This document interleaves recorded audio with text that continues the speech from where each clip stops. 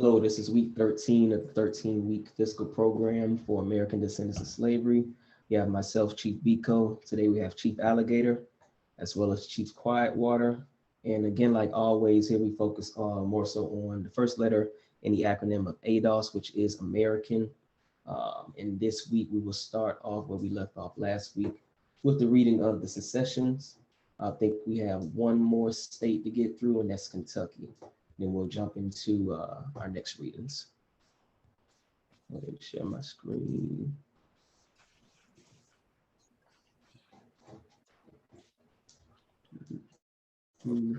All right, can everybody see? Okay, perfect. I'll start here with Kentucky.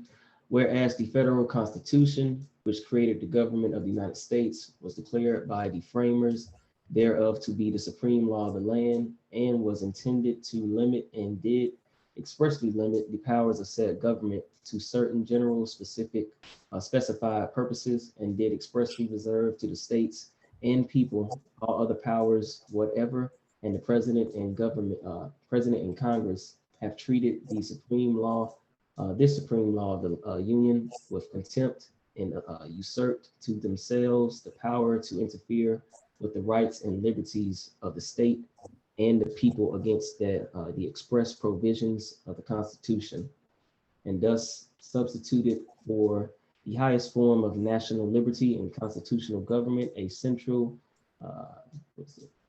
despotism founded upon the ignorant prejudices of the masses of Northern society. And instead of giving protection in the Constitution to the people, 15 states of this union have turned loose upon them the unrestrained and raging passions of mobs and fanatics. And because we now seek to hold our liberties, our property, our homes, and our families under the protection of the reserved powers of the states, have blockaded our ports, invaded our soil, and waged war upon our people for the purpose of subjugating us to their will. All right, so that first one pretty much got Kentucky's viewpoint on how the Union is handling things as far as the secessions or the seceding of these other states, and pretty much them stating their case of why they want to secede. A lot of that last information in regards to the mob, them trying to protect their rights, their liberties, sounds a lot like our native ancestors in regards to the European coming into this land again. I think Kentucky kind of took a playbook out of one of the other states who pretty much stated the same stuff, same information, but this one just seems to be a little bit in more detail, in my opinion here. Let's see. Can I add see something else? You go forward? Yeah. Yeah, go ahead. Where are we at? Can you highlight? Okay, move your cursor up just a little bit. 2 sentences. One more. And to the left where it says 15 states. You can highlight that part where it says 15 states of this union. So at this point in 1861, it was only 15 states that they established on the land America. And the other part that jumps out to me is if you go down 2 sentences and to the right where it says have blockaded our ports, invaded our soil, and waged war upon our people, that's what we've been showing that happened to the American and to the Confederacies on this land. Here we see they took that same tactic and used it against their own people. When you blockade the ports, you're stopping import export. That's business. That's world trade. So now you can't get world trade with the blockade of ports and then the invasion of the soil. Those are the 2 things that jumped out to me that was a little bit different than these other East states within the Confederacy that collapsed the Free Confederacy. Kentucky and Missouri looks like they're more detailed about what took place and why they're seceding. Chief Quietwater, you want to build on that? Yeah, I agree. It looks like they're just giving more detail about it. But it pretty much is in line with what all the other states actually stated in their secession as well. But this one does go into a little bit more detail. Nothing too much more. I agree. I agree. I think this might have been the first one where they actually stated like a blockade of ports. So as Chief Alligator alluded to, them actually stopping trade, stopping them from not only receiving goods but also exporting anything like that. So definitely, there's a lot more detailed in this one versus the other ones. Let me see here. Whereas our honor and our duty to posterity demand that we shall not relinquish our liberty and shall not abandon the right of our descendants and the world to the inestimable blessings of constitutional government. Therefore, be it ordained that we do hereby forever sever our connection with the government of the United States, and in the name of the people, we do hereby declare Kentucky to be a free and independent state, clothed with all power to fix her own destiny and to secure her own rights and liberties. So here, what I got from these two paragraphs basically is them pretty much about to get into, I guess, the details of what they'll be seceding from. So of course we know the Union, but also like the other states, things that they want to keep that are compatible with what they want to stand for in Kentucky, and things that they want to pretty much relinquish here. Any thoughts on that or any other key points? I don't think we've heard that language, forever sever our connection with the government of the United States. That's a real. I was gonna say that too. Yeah, like indefinitely. Yeah. Mm-hmm. Definitely a lot of strong language being put in this last secession versus the other ones. And whereas the majority of the legislature of Kentucky have violated their most solemn pledges made before the election and deceived and betrayed the people, have abandoned the position of neutrality assumed by themselves and the people, and invited into the state the organized armies of Lincoln, have abdicated the government in favor of a military despotism which they have placed around themselves, but cannot control, and have abandoned the duty of shielding the citizen with their protection, have thrown upon our people and the state the horrors and ravages of war, instead of attempting to preserve the peace, and have voted men and money for the war waged by the North for the destruction of our constitutional rights, have violated the express words of the Constitution by borrowing $5 millions of money for the support of the war without a vote of the people, have permitted the arrest and imprisonment of our citizens, and transferred the constitutional prerogatives of the executive to a military commission of partisan, have seen and writ of habeas corpus suspended without an effort for this preservation, and permitted our people to be driven in exile from their homes, have subjected our property to confiscation and our persons to confinement in the penitentiary of felons as felons, because we may choose to take part in a cause for civil liberty and constitutional government against the sectional majority waging war against the people and institutions of 15 independent states of the old federal union, and have done all these things deliberately against the warnings and vetoes of the governor and the solemn remonstrance of the minority in the Senate and House of Representatives, therefore. So that's a lot to take away there. But basically what I got from that is that it kind of seemed like, what's the word I'm looking for? Insurrection almost. Like insurrection on behalf of, I guess in this part, we the people, like the governors, the senates, it seemed like they didn't vote on anything, kind of just yielded to the power of the president, and making sure that Kentucky as a whole didn't put up a fight. So they didn't, have any type of militia or any arms put up against the actual Union. They wanted to pretty much stop that in its tracks before anything got started. Because it definitely seems like definitely was no voting in regards to anything, pretty much executive order. That's what I got from that whole paragraph.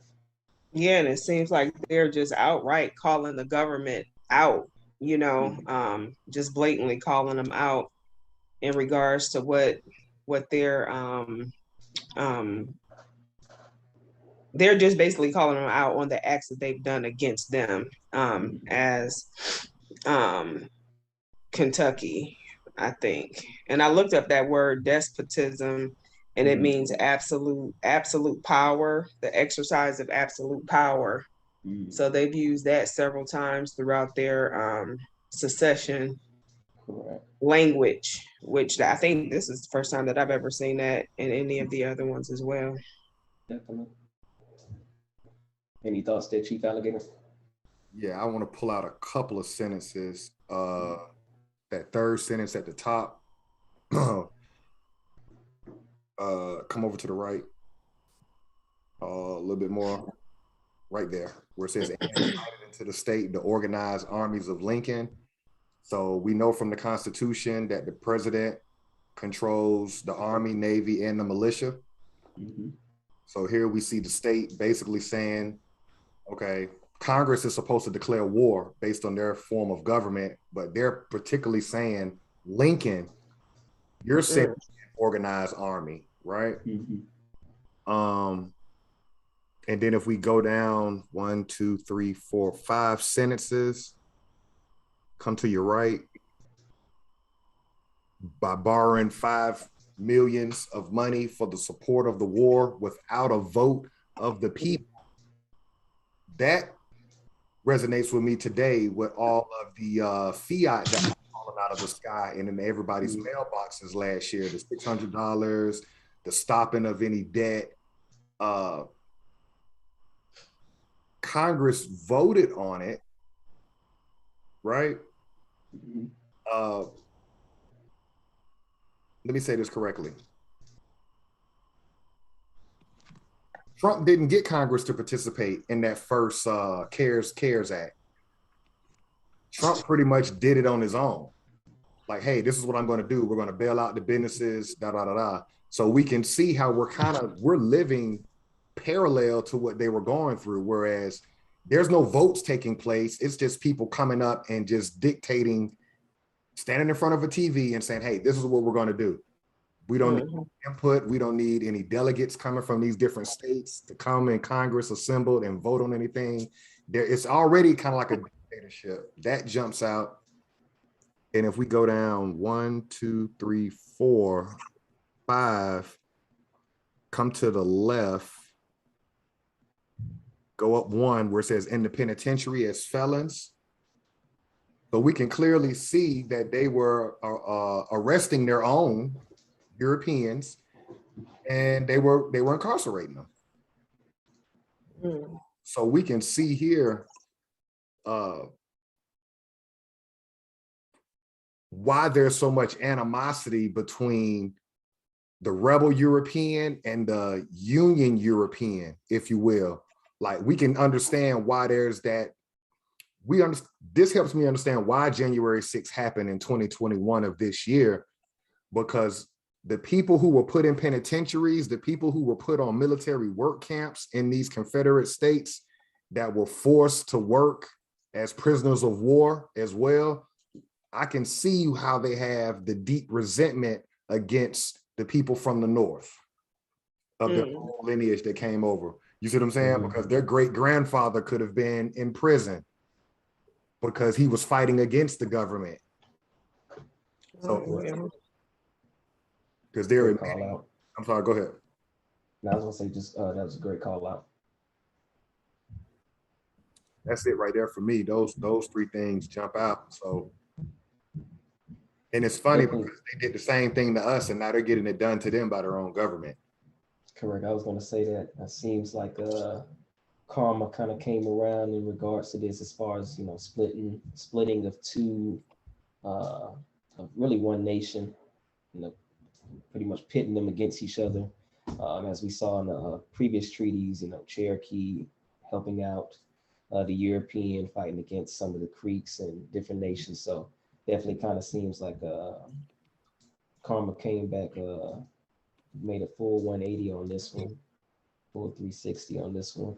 And also kind of seems like the president was working definitely as commander in chief, but also underneath not martial law, but like a state of emergency type of thing where he had ultimate power in regards to like bypassing Congress and things of that nature. So that kind of parallels to what we were seeing pretty much in like last year's election, and a lot of the prompts of like insurrection going on as well. Correct. Yep. See this they call it war powers, to be exact. They call it war powers. That's what Donald Trump did. Okay. Declared war on an invisible enemy last year. Everybody was saying he can't declare war. Congress declares war. He declared war, and now he's got extra war powers, meaning he doesn't have to go through Congress for a lot of stuff. So Lincoln is kind of in that same situation. He's exercising war powers. So he really don't need Congress. Great bring out. Let's see this last paragraph. Be it further ordained that the unconstitutional edicts of a factious majority of a legislature thus false to their pledges, their honor, and their interests are not law, and that such a government is unworthy of the support of a brave and free people, and that we do therefore declare that the people are thereby absolved from all allegiances or allegiance to said government, and that they have a right to establish any government which to them may seem best adapted to the preservation of their rights and liberties.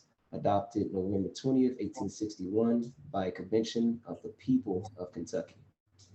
So again, we have that people, and we know that to be pretty much anybody in that room, which would usually be your governor, state legislature, state secretary, secretary of state, things of that nature. So again, it wasn't the people of the state of Kentucky, but a small minority, which was that state's government. I'm trying to see here anything else that stood out to me. Other than that, everything was pretty much ran parallel to the other states as far as their secessions. This is the last state that did succeed, and again, this was November 20th, 1861. And why that's important, we'll get into that a little bit later. But any key takeaways from that? I just want to make sure that I said it correctly earlier when I said 15 states that the United States government had. Can we count each state real quick on this document just to see how many Confederate states it was? Definitely. One. South Carolina, 1, 2, 3, 4, 5, 6, 7, 8, 9, 10, 11, 12, and 13. 13. Okay, so that means that 13 were Confederate, because they said in that document, 15, right? So it sounds like 15 were Confederate and only 2 remaining would have been United States government. That's what it's reading like to me. Where was that at? Just before we move on, I just want to make sure I wasn't wrong. Where did I see 15? Here we go. Okay. People 15 of this union. Okay. So only 15 at that time. So 13 of them pulled out. Wow. So Lincoln had an issue on his hand. Now we're on the outside looking at their issue. So Lincoln, the majority of his states under his government succeeded. That makes sense why the emancipation was done. And, we'll get into that next year. But yeah, it makes sense now why he had to release prisoners of war that were under United States government occupation, because he needed more manpower. The manpower was with the Confederates, not with the United States government. Correct. And I think that's a good segue into what we'll get into here next, as far as the accounting of these people, of the European, who like to call themselves the American here. Let me see if we can get this on one of these.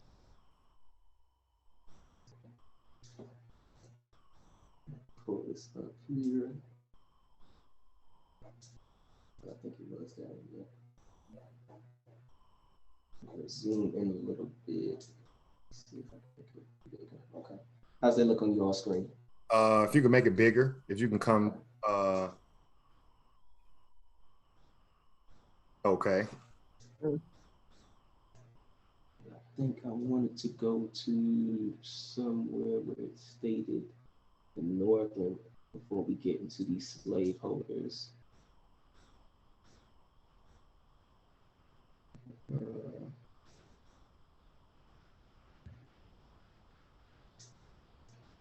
Might have been over here anyway. So we take a look here, where it says slaveholders. We're just going to read this off here. Of the 6,222,418 white inhabitants of the South, only 347,525 are owners of slaves, and yet this faction controls every branch of the federal government and wields its influence for the increase and perpetuation of slavery. Classification of slaveholders in 1850. So just off of that sentence alone shows pretty much what we just stated as far as the power that the slaveholding or prisoner of war holding states had. It says here, and yet this faction controls every branch of the federal government and wields its influence for the increase and perpetuation of slavery. So we just saw that out of those 15 states, 13 seceded. Out of the 15 states underneath the Union, 13 of those states seceded from it. So that in itself shows the power. And again, as Chief Alligator was stating, shows the what Lincoln was going up against as far as manpower. Just to re-emphasize who the actual slave was on that quote unquote transatlantic slave trade, we're going to just take a look here at, again, where it's stated. And again, this is their documentation. They account for everything. So we take a look here, 1850, holders of one slave, 68,000, a little over 68,000. 1 second, if you don't mind, before you go into that. Can you go back up to that sentence you just read? I just did the math on something real quick. I got to move the screen because it's, okay, we're good. Oh, no, you're good. Better? Okay. I'm moving us. Okay. If you divide that 6,222,418, 347,000, only 5% of Europeans were slave owners. And then they say in that next sentence, and yet this faction, the 5%, controls every branch of their federal government. 5%. The 5%ers of that 6 million people were the actual movers and shakers, the shot callers. Go ahead. I didn't mean to stop you. I just wanted to throw that in so we can get a nut, because we're doing numbers now. The language of business is accounting. It shows the gift that the European brought to the world with how they accounted for this. Go ahead. No, great point, because that's important to know. Again, only 5% of the Europeans had slaves or were slaveholders, and again, controlled every branch of the federal government. Wow. So that pretty much parallels to what we're seeing today as far as, again, those, call them 1%ers, but for this case, 5%ers who control pretty much everything. Why can't this company fail? Because it's controlling every part of this government. So again, this kind of even parallels out to today. But as we get into this accounting here, holders of 1 and under 5 slaves, 105,683. So majority of this 5% only had at max 5 slaves or 5 prisoners of war. This is 1850. And of course, as the numbers increase in the amount of prisoners of war, the number of slave or prisoner of war holders decreases. Right. So pretty much holders of 500 or more was 11. Only 11 slaveholders had a max of 500 or more. So this in itself, and again, that comes up to this total here, 347,525. 347,525. Now, if we take a look here in the congressional representation, United States Senate, 16 free states with a white population of 13,238,670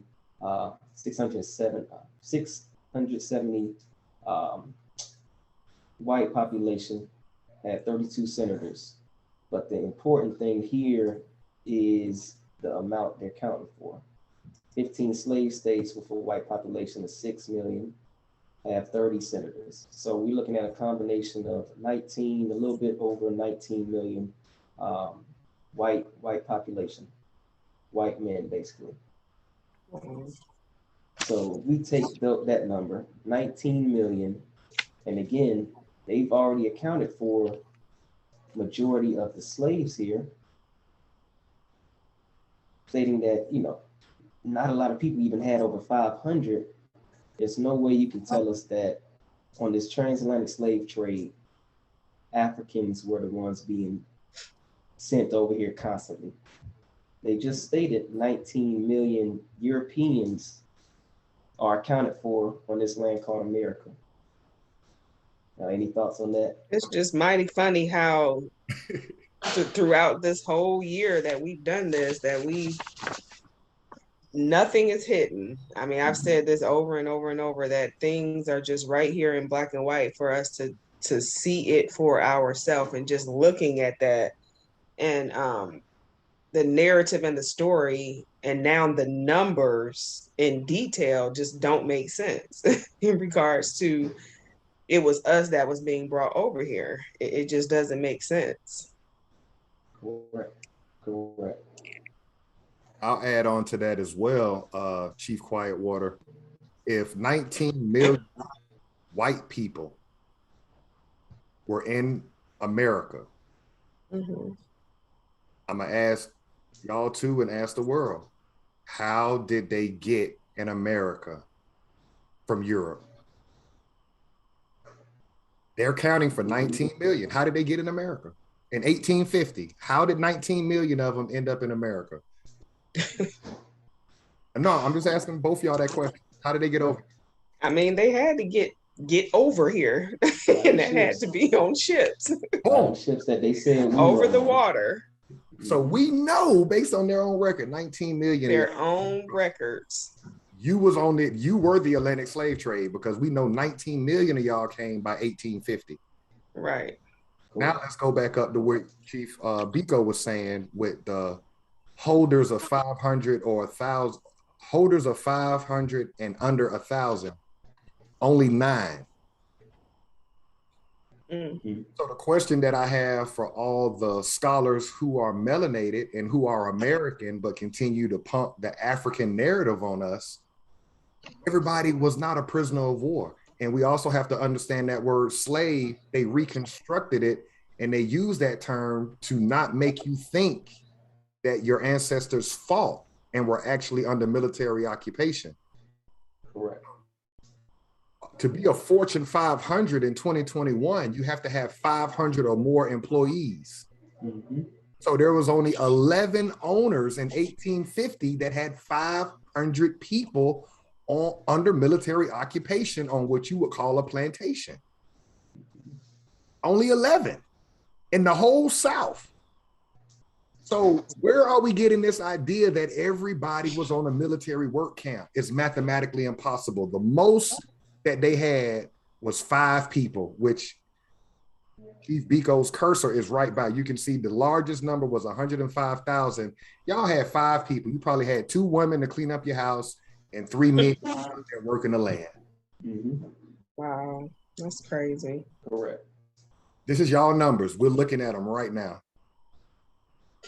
Big business was only 11. You had 11 big business military occupation operations going on, only 11. Most of y'all, they had 5 people. Which is why small business to this day is still the engine of their economy. It drops off drastically. What, 80,000 had 10, 4,000 had 20, 29,000 had 50, only 6,000 had 100. So this idea that we all come from plantations, which I want to see. I mean, it's right here. It's no, yeah. We can debunk that. Yeah. We have to debunk that, and all through their own accounting. Again, right here, look at the bottom. Let's see, freedom versus slavery, comparison of the chief statistics of the free states and of the slave states according to the U.S. Census of 1850. Okay. Again, accounting, the U.S. Census, folks. So this is true, accurate information. Now, where's the color code on this map where it breaks down the colors so we can explain to people looking at this what we're looking at? There should be a key somewhere on that map where it talks about the colors we're looking at. Maybe at the bottom.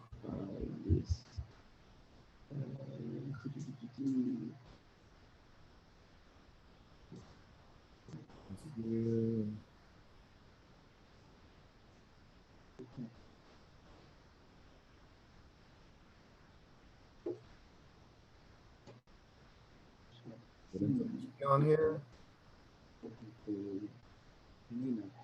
don't see anything. Okay. So let's go all the way to the left at the bottom, and let's start with that first category. And let's see so we can break it down that way real quick. If you can blow that up, where Maine. Okay, so the free states. What color is Maine on that map? That's how we're gonna have to do it. What color would Maine be on the map? Pink. Okay. Okay. All right. So these are free states. Okay, got it. So now we can kind of look at that table and understand.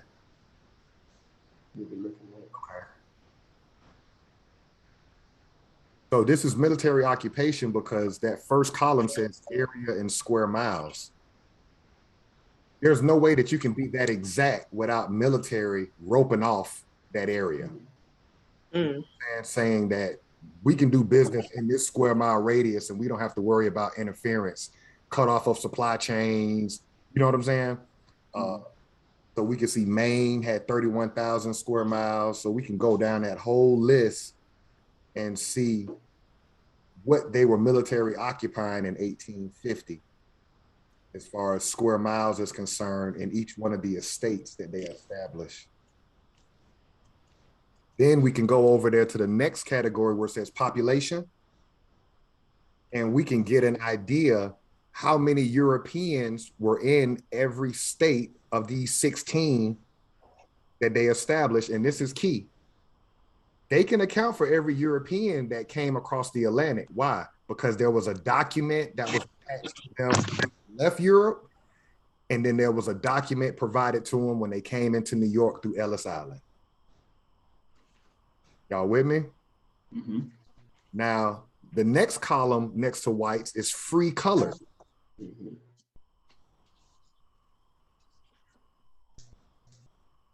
Those are Americans. Correct.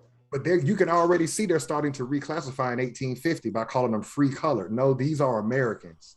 And for whatever reason, the military could not get them under occupation. You with me? Correct. Because slavery isn't abolished. So if the European wanted to put them under military occupation, what was stopping them? How could you have free colors when you have an abolished outright slavery of people? So we can see how many, based on the state, how many free Americans were in their jurisdiction that they couldn't do nothing to. And your largest states were New York, had 49,000 free Americans. New Jersey, 23,000. Pennsylvania, 53,000. Ohio, 25,000. And then you see the next column over says slaves. Mm-hmm.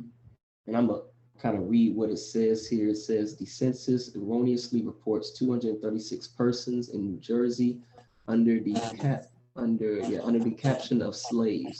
In that state, slavery was provisionally abolished in 1784. All children born of a slave after 1804 were free.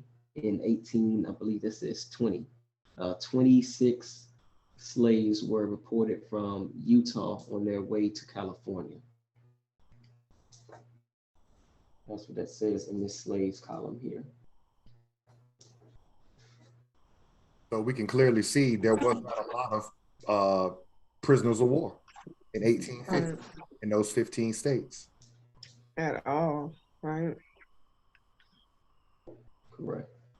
They even broke it down, if you want to go a little further, right? The cash values of farms in those 15 states. Maine had 54 million in cash value.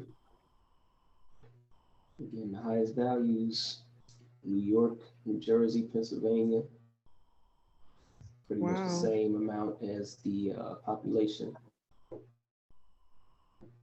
Now, what's interesting is, so their cash, so New York had the highest value of cash farm, but then if you go over to New York's table and look at how many whites they had, which was 3 million, and then you had 50,000 Americans. Mm-hmm. So who was generating all of that revenue for the estate of New York? It was their own people. Yeah, yeah. The numbers tell the story. Correct. That's crazy. What's your thoughts on this, Chief Quietwater? I mean, I'm looking at it. It's obvious. The numbers are depicting the story. Mm-hmm.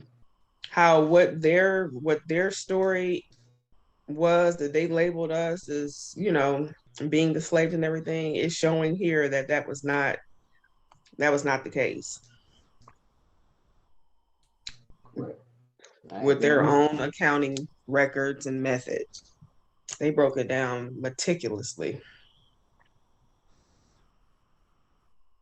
And this, I don't know if this ties in, Chief Biko, to where you want to go next, but you got to remember they're accounting the way they are, Chief Quietwater, because they're working on behalf of kings and queens from Europe. So those kings and queens are like, I count my money. I need to know what's coming on that boat when you send that money. Right. Correct. Wow. Before we jump into that, definitely wanted to show this one as well. It's actually behind Chief Alligator.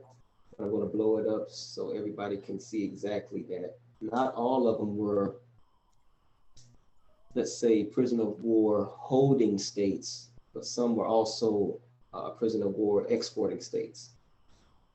And it'll be pretty much depicted here. I'm going to go and highlight the key explanation of the colors. Free states and territories colored green. The dark green shows the free settled states and the light green, the territories. Slave holding states colored red. The dark red shows slave importing states and the light red, slave exporting states. So again, slave importing states, Texas, Louisiana, Arkansas, Missouri, Mississippi, Alabama, Georgia, Florida. And then we have here the light red, these are the slave exporting states. Slave exporting states. So we got Virginia, Kentucky, Tennessee, North Carolina, South Carolina. So if we catch you here in any of these, we'll just say pink states, we're sending you to these camps in these areas. That's how that worked. So that's how that worked then. Let me see if I can get the year. Hold on one second. Hold on 1 second before you leave that, which I just want to add on what you just said. If they catch you in those states, if you can just bring that back a little bit bigger. We already know from the American Removal Act of 1830, that was when they were shipping Americans that were east of the Mississippi to the west. Those that they did not move west of the Mississippi, can you take your cursor and let people see where the Mississippi is on this map? Boom. Right there. If you did not go west of the Mississippi and you remained east and they caught you in one of those light red states, Virginia, Kentucky, Tennessee, North Carolina, South Carolina, they would send you into one of their, like Chief Biko just said, one of their military work camp estates. So the human trafficking of Americans was within America. Correct. It was, we're looking at it. Just always been human trafficking, yep, on America of Americans too. Correct. Of Americans. So if we catch you in South Carolina, more than likely you get sent to Georgia, Tennessee, maybe Arkansas, but possibly more than likely here, because I believe here, because as Chief Alligator stated, they were removing them west of the Mississippi in the American Removal Act. So why would we even want to allow you the opportunity to even try to reconnect with your family? We gonna send you down here and we gonna fuck you up. Jim Crow, redlining, Civil Rights Act in the 60s. All that is the reason why, and pretty much just shows, military occupation as well. Human trafficking and military occupation. And it just shows too how organized again they were and how precise their plans were to execute on every level their master plan and their end goal. They were diligent, definitely diligent. I'm thinking about the prison system right now. Just looking at this map, most of us, we have somebody in our family that's in prison in a state prison facility. And I'm just looking at how they got the concept of capturing you, let's say in Atlanta, and shipping you to South Georgia. It's the same thing they did. They would catch you to the Mississippi. They might just ship you down from Carolina to Georgia, but your ball bearings, you're going to be disoriented. You don't know where you went. Correct. Great point. You're in a whole nother landmass. No, you're just in another area of America. Correct. Great point. That just triggered in my mind. What year was this map? Did he have? That's what I wanted to see. They have it here. 1857. You see, 1857. Created in public. Okay, yeah, 1857 here. So this is 7 years after the map that we just saw, or the census here. And look, they go hand in hand, people. Right. So grayed out area. Let's go back to that other map real quick. I just want y'all, my brain is running. Let's look at those green, those dark green. That would be the Union. Correct. That's the Union, y'all, because we're going into the Civil War. Those dark green states are the United States government. Those are the settled areas where the United States government does business. Those light red and dark red, that's the Confederacy.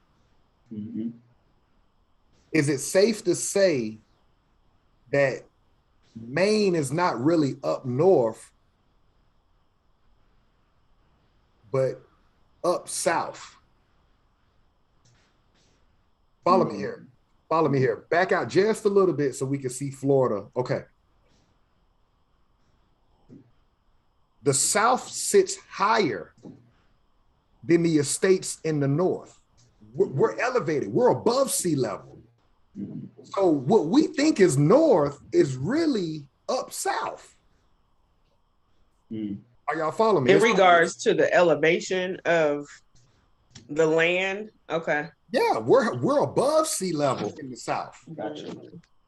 Up north, they're sea level. Got you. So Okay. who's really up north? That's my question, y'all. Who think about we're higher in the south above sea level. So who is really in the south? It would be these quote unquote the northern states. It's just flip. So they had to work their way up to our ancestors that were in what we think is the south. They had to work their way up elevation. Because this area here, Appalachian, I know that's gotta be a native name. These are mountains right here. Right. This is all blocked off from mountains. So Now like that you is stated, right. Because Think about going it, to y'all. Ohio, you're going up, up the mountains. Okay. Going when you're traveling to Ohio, you're actually going up. So where's Ohio on Here's- the map? Just so we can get an idea where, okay, right there. Okay. So you start hitting those mountains right after in Tennessee, in like Knoxville. Okay. right in this area. So where they have a lot of those cabins and stuff where people can go. Okay. And, Yeah, you're right. You're right. Yeah, they start actually in North Georgia, actually. Yeah, Blue Ridge area into now what? Gatlinburg. Gatlinburg, correct. Okay, so just brainstorming. Does that make sense? That Yeah, now that you said that, I never thought of it that way, that you are actually ascending when you're traveling. so they were able to conquer the Iroquois Confederacy because that was at sea level coming from Europe. So it took them a couple of 100 years to get that area conquered before they started going up the mountains, as you said, before they started ascending. So we're not down south. Right. Correct. We're above, because we're above what would be considered the northern part of this landmass. The land is more depressed down south than it is going north. The land. Right? I mean, it's more, like you said, it's at sea level, so it's lower. Right. Yeah. It's interesting. So the last thing I'll add on that, just so people looking at this map, if you're looking at it, the dark green is going to be what the United States government is representing. And all the red is going to be the Confederate. Correct. So we also have to understand that America is the land. The United States is not the land. That is a government, a fictional government. Because if we think about the whole map of America, wouldn't what you know is Canada? Isn't that America? Yep. Is it? Yep. Yes. It's on the map. Yep. It's on the land. Wouldn't Mexico? Isn't that America? Correct. So you see how they programmed us through school to think on imaginary lines that, oh, Canada is something separate from America. Y'all following me? Yeah. Because when you look at Canada, they got you thinking, oh, that's Canada. No, that's America. Yeah. It's the same land. Correct. Just like we look at Mexico, Donald Trump with his border, he's like, oh, we got illegals coming from Mexico. How? They're Americans. Mexico was on the land. Correct. Right. It's like we're backward. No, that's a great point. Great point. We're all Americans, but they aren't. And they're trying to convince everybody that they aren't. Right. They're not illegal.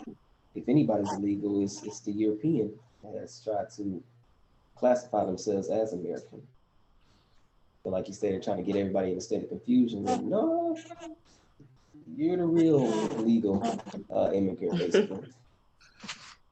And that just puts us into where we're going to go now. And I think this one just going to put a nail in the coffin, if you ask me, what we're about to share with you all. Let me see here.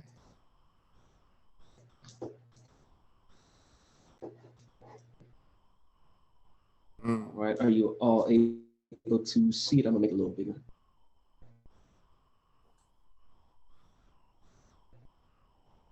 So again, this is just going to pretty much solidify that we, first of all, a confederacy is a native government of this land. So when we're talking about the Confederacy versus the Union, that was a stolen title by the, as we saw, the slave prisoner of war occupying states. And this is going to pretty much just prove that here in this treaty, treaty with the Delawares, 1778. So treaty with the Delawares, and you're probably thinking, isn't that a state? Isn't that a state? But no, it's actually a nation of our Aboriginal people of this land. So we'll read here, start here, Article 3. And whereas the United States are engaged in a just and necessary war in defense and support of life, liberty, and independence against the King of England. Again, that sounds familiar, exactly what they were just stating in regards to their secessions.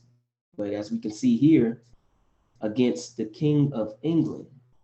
So how can you be American and still trying to get your life, liberty, and independence from England? It doesn't work, can't go hand in hand. But we'll continue. And his adherents, and as said king is yet possessed of several posts and forts on the lakes and other places, the reduction of which is of great importance to the peace and security of the contracting parties, and as the most practicable way for the troops of the United States to some of the posts and forts is by passing through the country of the Delaware Nation. The country of the Delaware Nation, people. So let's just kind of rewind and tie this all in.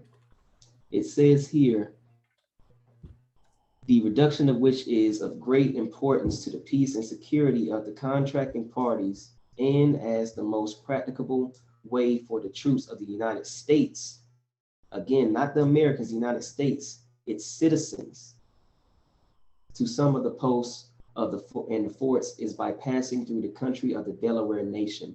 We already had our own nations. That's what this treaty is about, the treaty with the Delaware. Treaty with Delaware Nation to allow these Europeans who are trying to establish their own government, i.e. United States, to pass through to try to get their independence from England. It's right here, people. They're not the Americans. They're not the Americans. Do you want to jump on that, Chief Alligator? I'll let Chief Quietwater go first. Okay. You just turn your volume just a little bit because Chief Biko echoes when he's talking. That's why I was. I mean, right, again, in black and white, it says that, why are you trying to gain your life, liberty, and independence against the King of England? I mean, that says it all. There's nothing else to be said. The nail in the coffin, as you said. Yeah, you dropped the bomb, Chief Biko. We can see this is 1778. So this is 2 years after they formed their government, July 4th, 1776. And this is 1 year prior to them ratifying, or all of their representatives from the 15 states that they had created all voted and agreed on the Constitution. We can see that the European, here's our problem as quote unquote prisoners of war, Black, Afro-American, Negro, colored. We have to understand you are not a part of the United States government until after the Civil War. This is a European form of government. They're asking another nation on this land, the Delaware Nation, can we use, correct, can we pass through your forts? That means there was a military. The Delaware Nation had a military. You cannot have a nation without armed protection. This idea that the people on this land, well, we know they had protection because there was too many wars. But yeah, it's exposing it right here that they had to ask the Americans of the Delaware Nation, can y'all help us? Because these kings from England are on our ass. We done fucked around and declared our independence July 4th, 1776. And the king in England is like, nah, y'all gonna continue to pay that tax to your parent land. Correct. And that even, I guess, emphasizes another point of how we're prisoners of war, not slaves. Forts, nations, nah. We put up a fight. We put up a fight. We weren't just, some docile people who, again, they brought from some part of Africa and never put up any resistance. No, we had to. Again, like you just stated, we had forts, a nation. We allowed them to pass through. The aforesaid deputies, on behalf of themselves and their nation, do hereby stipulate and agree to give a free passage through their country to the troops aforesaid, and the same to the conduct by the nearest and best ways to the posts, forts, or towns of the enemies of the United States. The enemies being England. They was, again, like Chief Alligator stated, they were asking for our help, our protection. Wow. Our protection. That is like crazy. He stated, they was trying to get their independence from their parent company. And it's just broken down so clear, like so clear for people to understand. If this was taught in history books, boy, oh boy, I tell you. Correct. Now, if we can go a little bit deeper, we know we were given a protection. Go a little bit deeper, Chief Biko. What else were we doing for them? So we knew we were protecting them as they were running from the king's armies in Europe, which we ain't got nothing to do with that because we're not from Europe. So basically, we got these peasants running up to us like, hey, we done messed up. We done messed around and declared our independence from our king. Can you protect us? We're like, yeah, you can come to our towns or whatever, but they're like, well, we need a little bit more than that. We need a little bit more than a pass through. What else you need? Tell them what else they asked for, Chief Biko. Let's see what else they asked for. Affording to said troops such supplies of corn, meat, horses, or whatever may be in their power for the accommodation of such troops on the commanding officers, etc., paying or engaging to pay the full value of whatever they can supply with them. So again, quote unquote, we the savages, but we're supplying all of these resources. Again, and that just goes to our, what we always say, our American inventor. We was the ones creating all these things, had these supplies, had these nations, and this pretty much just proves that. Delaware nation. And again, there were multiple nations, which we'll get into a little bit later after this, multiple nations. So this is just one nation that they're asking. Again, this US government is asking one nation for these resources. So just put that in read a little bit context. Can you read a little bit further down? Because we're even protecting their women, children, and their elderly. And said duties on the behalf of their nation engaged to join the troops of the United States aforesaid with a such number of their best and most expert warriors as they can spare, consistent with their own safety and act in concert with them and for the better security of the old men, women, and children of the aforesaid nation, whilst their warriors are engaged against the common enemy. It is agreed on part of the United States and a fort of, let me see what we got here. Scroll up. Fort of sufficient strength and capacity be built at the expense of the said states, which such assistance as it may be in the power of the said Delaware nation to give in most convenient place in advantageous situations as shall be agreed on by the commanding officer of the troops aforesaid, and with the advice and concurrence of the deputies of the aforesaid Delaware nation, which fort shall be garrisoned by such a number of troops of the United States as the commanding officer can spare for the present and hereafter by such numbers as the wise men of the United States in council shall think most conducive to the common good.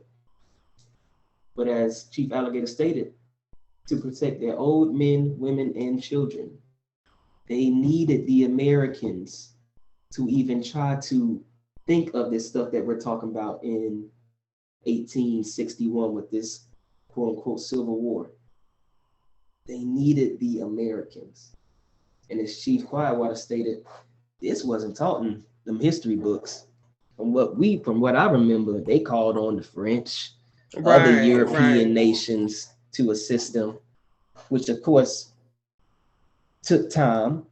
So by the time they got there, I'm pretty sure the asses would have been handed to them, and it would have been no United States unless a nation was already on this land to aid them. So right there, they people, totally flipped the script. Yeah, flip the script. That's just, and this is pretty much filling that hole in that narrative. Yeah. And if we notice in this treaty, they're going in the treaty with the United States, not the military. Correct. So we see what happened up north, up south, if you will. We see what happened in the Creek Confederacy. Their rogue military was going in the treaty in the Creek Confederacy. Here, the United States was going to this Delaware nation and basically like, look, we need protection. We'll even finance if y'all build new forts and put your people in it. It said that on the previous page that you just read. The United States government was going into debt with the Delaware nation. Like, look, we're going to pay you back for whatever fort that you build. So it's almost like, dang, we let y'all do business and set up a government on the land. Now you got people coming from Europe waging war on it. What y'all got going on? It's almost like we created a monster by letting them come over here. Correct. Should have fed the ass to the dog. Y'all go back over there with y'all parents, man. We ain't watching y'all no more. It's like we was watching somebody else's kids, and them kids then it was really agents for their parents. Really agents for their parents, or we watching somebody else's kids and we give them our supposed to be children inheritance to them. Exactly. Can never win like that. Cannot win. And as I was stating before, with these treaties, it wasn't just one nation, people. Treaty with the Six Nations, 1784. So what is that? 6 years after the treaty with Delaware, we come here. And I believe it was right here. Yeah, right here, treaty with the Six Nations.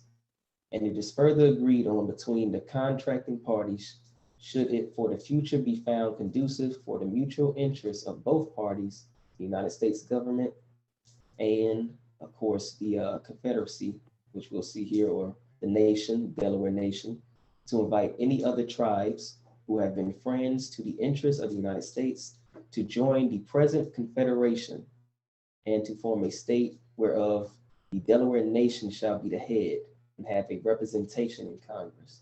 Can you highlight that? I'm actually to join presented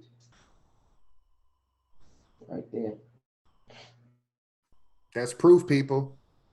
American form of government is Confederacy. So when you think these rednecks are running around with these rebel Confederate flags, they're actually mocking our ancestors. This is proof out of the Treaty of 1784 with the Six Nations. The United States government wanted to join the Confederation and give up a seat in their Congress to the head of the Delaware nation. Chief Quietwater? Yeah, it's just amazing how they literally, everything is just right in your face. Everything is right in your face. And the lack of knowledge that we have of this information kind of continues to set us back, you know, or keep us stagnant in regards to where we are, to know that we had this much power. We created everything. They needed us on every level of their master plan. They had to utilize us in some kind of way, shape, or form to get to where they needed, you know, where they needed to be. And we have to recognize that in order for us to move forward and create our own plan. Because as we can see that this was not, it didn't take a massive amount of people as we noted throughout this whole thing with the secessions and the signing of the Constitution and things like that. It takes a small portion of people to just get a plan, follow through with it, and execute it. So this is just evident. And if we look at the signatures on this document real quick, just to tie into what Quiet Water said, it's always 10% of the people do 90% of the work. So we're that small percentage that are cracking these codes.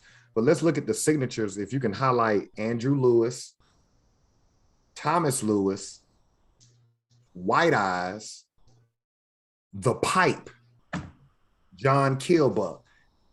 If that doesn't sound like quote unquote ghetto nicknames, come on, we always been giving ourselves nicknames, so we're seeing that's an American thing. Buddy named White Eyes. Come on, his name White Eyes. We didn't stray away from our native culture. Right. You know, even though we were separated, a lot of our culture today is still rooted in our Aboriginal culture. So a lot of it, you know, yeah, some of the language maybe has been lost, but as far as like Chief Alligator alluded to, nicknames, other stuff, dances, we still took that, even not even realize it subconsciously. That's how it's ingrained in us. People, we are the Americans. And like you just stated, Wide Eyes, The Pipe, John Kilbuck. Them are rap names today. You know what I'm saying? Those are our rap names, our leaders type of names, like in the streets. Oh, you don't mess with White Eyes. He gonna mess you up. Like we still kept a lot of the stuff that we had traditionally, but we thought was you know missing or had we forgotten. We still keep that. It's ingrained in us. I see one more flaw before we move on. I see one more flaw. What's that? This treaty of 1784 is actually invalid.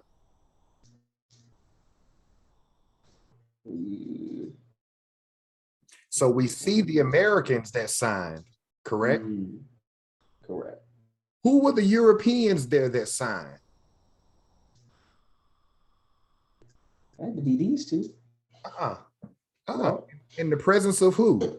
That's the Europeans under the in presence of, well, right, those are the Americans, but who are the European? What United States of what treaty was that we read that the United States had actual members from their government sign? This is their military. In presence of Black National Macintosh, Brigadier General. You got a Brigadier General. You got Colonel. I don't know who the hell John Campbell and John Stevenson is. Then he had their title. They're not government officials because they would have their title, right? Secretary of something or, right. So this is the military. Here again, going into contract with the Delaware Nation. So if their military was going into treaties and not United States government officials, I think we're proving the case. These people got to get off the land. Your supreme law of the land was invalid from the beginning because you don't have United States government officials on this treaty. Correct. And this is the one that was inviting you into a partnership with a nation, but you don't even have your shit together, your members here present. So yeah, you gotta go. You gotta go. You signed fake treaties. Wow. Yeah, I mean, we're looking at it. You had captains, majors, colonels, and brigadier generals representing the United States government. But you didn't have no United States government secretary, president, commander in chief. There's no official from your government at this treaty signing. So it's not a treaty. Correct. Wow. Yeah. Y'all with me? No, you're right. It's void. It's invalid, like the rest of the most of the treaties you've read, as far as the Treaty of Moultrie Creek, I believe the last other was Payne's Landing, and no U.S. government representative. So those to show you people, again, military occupation to join the present Confederation. They didn't have a Confederation. Who did? Our ancestors, the Americans. So again, this is further proof. And then here, again, this just stood out to me that Anno Domini. It's funny how they said it out now in the other treaties, but they use, I guess, the, what would this be, Latin or something? Term in the years of our Lord. But in the other treaties, they wrote it out in English. So maybe that's also showing the difference with them still being, I guess, at war or battling with England or something of the sort. But that definitely stood out to me because it's the only one I've seen this that phrase used. I'm gonna throw one more thing in. I can see how this is going to cause conflict because if the military is telling these leaders of the Delaware Nation, hey, you'll have a seat within our Congress, but there's no United States representative there. So when those Delaware Nation representatives go to that Congress meeting, you're going to have those congressmen looking like, who are these people? And then you got those Delaware Nation people saying, well, we got this treaty here. But they didn't know about it because the military signed it. There was no official United States government member there. So they lied. Correct. You're thinking you're going to be a part of their Congress and you're going to be able to oversee what their government does because they're on your land. Y'all following me? Yeah. You see the little annotated note to the right to have a representation in Congress on certain conditions? But those United States government officials are going to be like, none of us signed that document. What you talking about? That just opens up another door. Well, if none of you signed it, then y'all got to get the hell on. Right. That's my point. We're starting to realize all these treaties are probably null and void. They're fake treaties. Yep. Great catch on that. Let's see here. We 10 after now, so we 20 after. Gonna wrap it up here. But that's just gonna lead us people into the Emancipation Proclamation, which we'll again get into next year, beginning of the fiscal quarter. But yeah, people, if we haven't explained it in this half a year in regards to who we are on this land, then I'm not sure what else we need to show you. We'll continue to beat it across the head, beat it across everyone's head until they realize, but outside of that, I mean, the proof is in the pudding. We have everything recorded, documented up on YouTube. You can find it. Post the links in the description. Read it for yourselves. You make a mistake, point it out. Are we going to drop links on this one, Chief B? Are we dropping the links? All these links that we had? I have them already. There we go. Okay. And I'll add them in the on the video. Okay. So Chief B, I don't want to stop your bill. I just wanted to make sure that we're going to back up what he just said. We're dropping proof of claim. If anybody sees otherwise, go in the comment section or call it. Yeah. I mean, we already know we telling the truth and we showing it. Correct. Not hiding anything. And they aren't either, which is crazy. So let's see here. I'll go ahead and read the 12 steps to close us out. All right. Number 1, learn about the estate or estates your family originated from. 2, who established that estate. 3, what nation and confederacy had jurisdiction over that area prior to the European. I hope that number 3 starts to make a little bit more sense, especially after showing that last treaty. Number 4, ask all nonprofit organizations you attend what's your position on reparations. Number 5, they either support it or they don't. No support, no money. However, if they support it, then immediately children and adults need weekly classes free of charge about steps 1, 2, and 3 and field trips to ADOS landmarks in that city, county, and state. 6, don't support European holidays for the remainder of the 13-week time frame. That's one more people until we are in the next fiscal year. Number 7, avoid spending money with any small businesses that don't hire your people, gas stations, nail salons, subways, etc. Number 8, all businesses need operating cash. Spend money with American businesses. Number 9, all other groups rely on our energy and operating cash to survive. Set the trends of making other groups follow our lead and support our clubs, services, products, and entertainment. Number 10, the US government is bankrupt. The Federal Reserve prints money, i.e. quantitative easing. It also burns money, i.e. quantitative tightening. The US government, the US dollar has been backed by gold since Richard Nixon in 1971, the Gold Standard Act. The government operates off the full faith of its citizens to pay debt and taxes. American descendants of slavery no longer have faith in the US government. This is why financial support will be altered, stopped, and redirected. Number 11, teach your kids 1 hour a day about their history on this land. Have them learn about an American inventor. B, have them know about our heroes. C, they should know the European that conquered the estate you live in. D, they should know the nation of people prior to European invasion, militarily and culturally. 12, practicing these steps will educate us on the land we're claiming America and attaches us to the history and laws of the United States government. Every state American descendants of slavery live in should have steps 1, 2, and 3 advertised via social media, radio, and newspaper.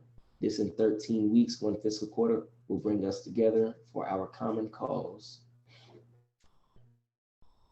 Let's see, next we'll have Chief Alligator read off the American Inventor for this week.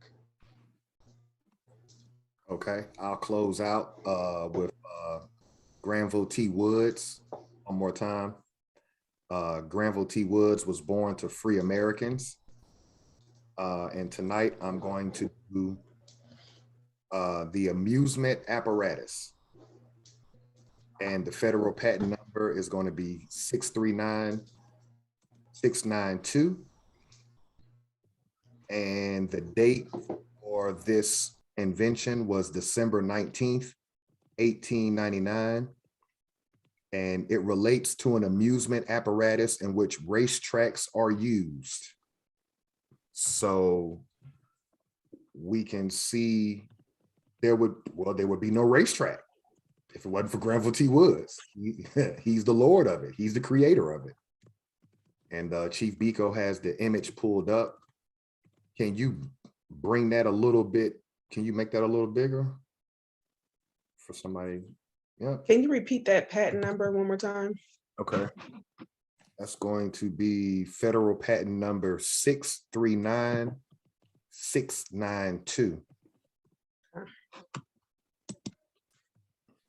And notice that a lot of these inventions, this just clicked in my mind. Most of these inventions are in the late 1800s after the Civil War. So as Chief Biko stated previously, we were reading about the Delaware Nation. And we understand that the Creek Confederacy had nations: Cherokee, Chickasaw, Choctaw, Seminole. We already had these things. But once the European form of government, called the United States government, started to military occupy the land from sea to shining sea, we then had to come up under their government and register what we already had. Are y'all following me? Mm-hmm. The federal patent number is the United States government's patent number. We were already doing these things. They just had to re-register it under their government now, because their government, as their government gained more land in America, that means American nations and confederacies were collapsing. You can't have one without losing the other, because remember, before the Civil War, they put the Americans that they were going to do business with in Oklahoma. So everybody that did not go to Oklahoma as the Seminole War played out and as the Civil War played out, those that did not go into Oklahoma Territory, we're going to get tagged through their census and their birth records as Negro. And then we'll go into colored, then we go into black, then we go into Afro-American, and now here we are with people of color. So we have to, we've already painted the whole movement. Just want to throw that in, that we already had all this stuff. They walked into amusement parks and everything, and that's why they call it the New World. They had never seen this. They never seen refrigerators and washers and dryers and all of these different things. They never saw it. Cars, transmissions. He and Granville T Woods invented the transmission, so you wouldn't have a car if it wasn't for the transmission. Correct. Great point. Great point. Anything y'all want to say before the end of the year, since this is the last one for 2021? I need to read my stuff. Jump into the quote as well as the legal definitions of a rule point. Okay, so I'll start with the quote, the Carter G. Woodson quote, and I'm going to do quote number 6. Leadership is usually superimposed for the purpose of directing the course of an ostracized group along the same lines. This was accomplished during the days of slavery by restricting the assembly of Negroes to certain times and places and compelling them to meet in the presence of a stipulated number of wisest and discreetest men of the community. These supervisors of the conduct of Negroes would prevent them from learning the truth, which might make them unruly or ambitious to become free. All right, so that definitely goes hand in hand with all of excuse me, everything that we have been reading about things just not being the truth. Maroon historical points. Number 1 was a person escaping slavery, seeking freedom, or breaking the law. Number 2, providing unity and a strong defense came first. Number 3, Maroon leaders were first and foremost military figures. Number 4, Maroons established guerrilla warfare, planting sharp sticks in thick grass. Number 5, Maroons knew their European enemies' language, defenses, and plans. And then the legal definitions. Number 1, Americans, a native of America. Number 2, descendants, one who follows in the bloodline of an ancestor, either lineally or collaterally. Number 3, slavery, a situation in which one person has absolute power over the life, fortune, and liberty of another. Number 4, prisoner of war, a person, usually a soldier, who is captured by or surrenders to the enemy in wartime. Number 5, school, an institution at which instruction is given in a particular discipline. And number 6, education, an enlightening experience. Can you read the definition of prisoner of war one more time? Prisoner of war, a person, usually a soldier, who is captured by or surrenders to the enemy in wartime. Okay, in wartime, a person or soldier. Did the Civil War ever end? No treaty was signed. So anybody who was captured during the Civil War, correct? Did the Third Seminole War ever end? Nope. No. Okay, so anybody captured or came under occupation from then to now, you're what? Prisoner of war. The war never ended. You said you got to be captured during wartime. These wars never end. Yep. Just change names. Just change names. Let's see here. I think we got one thing. Just gonna read off the constitutional, what is actual constitutional money. No state shall enter into any treaty, alliance, or confederation, grant letters of marque and epistle, coin money, emit bills of credit, make anything but gold and silver coin a tender and payment of debts. So again, this one should should hit home a little bit more, especially after seeing that last treaty we just pulled out, stating that, you know, present confederation, meaning that there was a confederation already here, and it's saying that no state shall enter into any treaty, alliance, or confederation. So that in itself, with the U.S. government's army, because we again stated that there was a representative of the U.S. government who signed that treaty, but even if they did, that would go against their own constitution, because that would be basically entering into again that confederation. Can you share the So slide? Yes. Just so they can see as you finish up, just so. Let's see. It's a little bigger.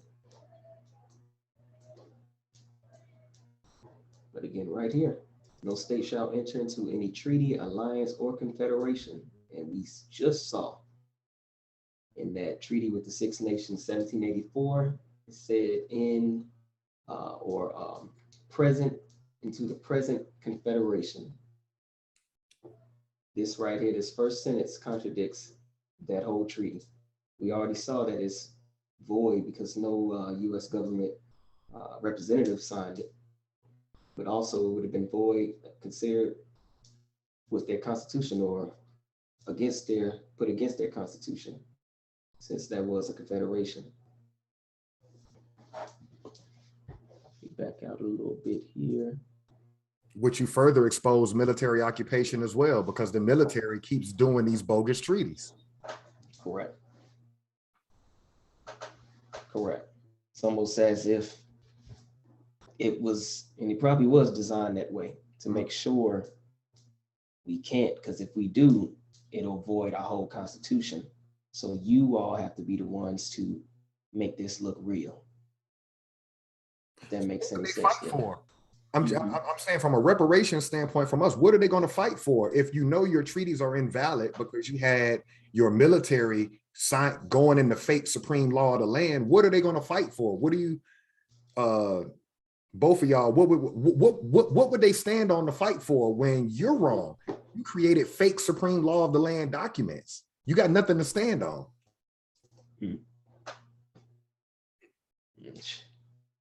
Be hard to fight for anything. Be hard too. Very hard. Very hard. And I think that's probably what also led to the splitting of their nation, their government, with the Civil War. That exact thing that you just stated, that Chief Alligator.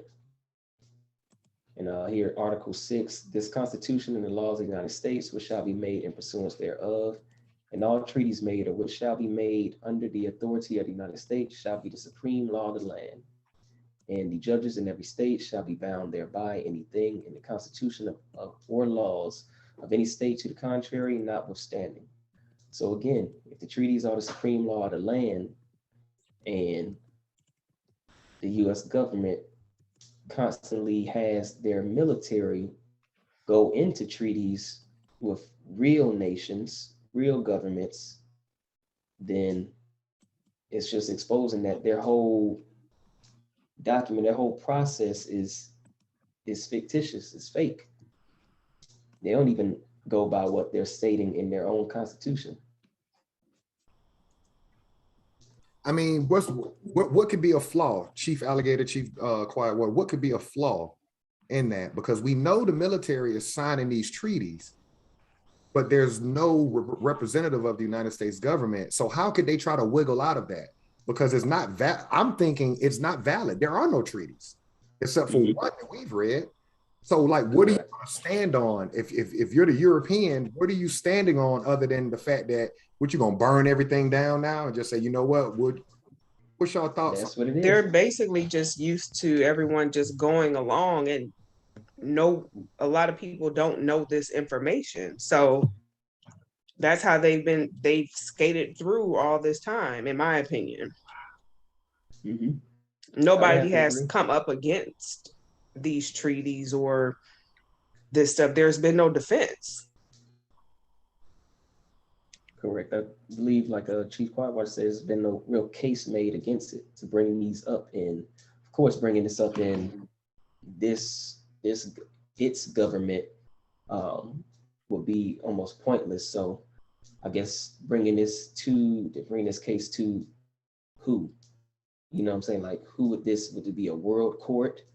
Or again, I guess it could be their parent company, since again, this is a corporation, present this information to England, or, you know, and then go about it that way, possibly. But as far as bringing this information up to, like, who would that entity be?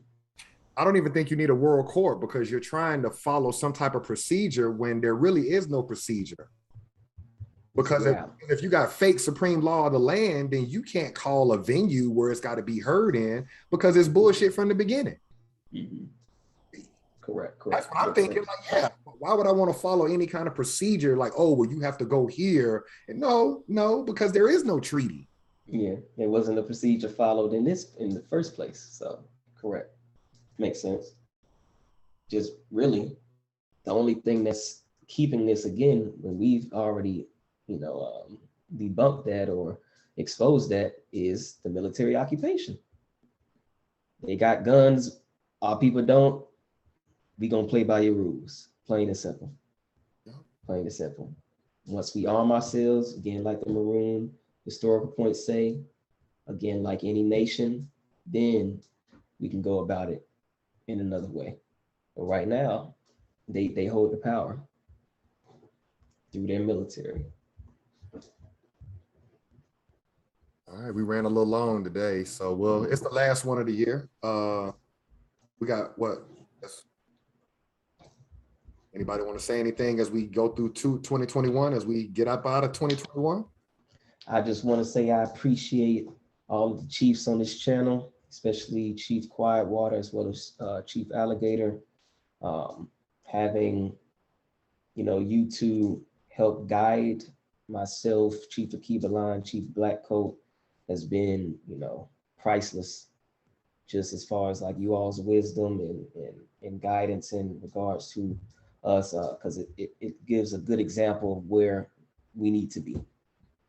Both of you guys have your stuff together.